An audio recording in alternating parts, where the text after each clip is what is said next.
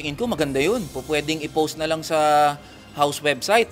Kung maaari, meron din naman Facebook page ang House of Representatives. Baka pwede rin gamitin yun para easily accessible sa mga gustong maka-access ng salin.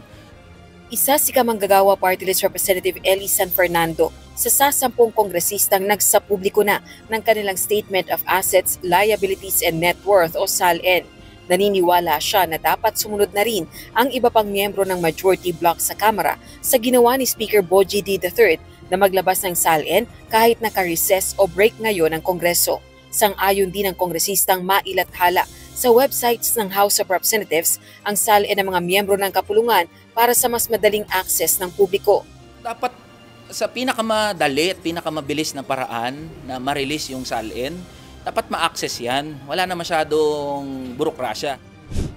Nananatili rin ang hamon nito sa mga kapwa kongresistang hayaan ang publiko na suriin ang yaman at ari-arian. Gayun din ang mga kaanak na nanunungkulan din sa gobyerno. Sino bang nagluklok sa mga public officials, sa mga congressman, sa mga senador at iba't ibang mga public officials natin? Di ba mga mamamayan? So may karapatan yung mga manggagawa at ordinaryong Pilipino na malaman kung ano yung nilalaman ng SALN ng mga public officials. Ganito rin ang panindigan ni House Assistant Minority Leader at Kabataan Party List Representative Rene Co. Mensahe nito sa lahat ng opisyal ng gobyerno, madali lang i-post sa social media page ang SALN.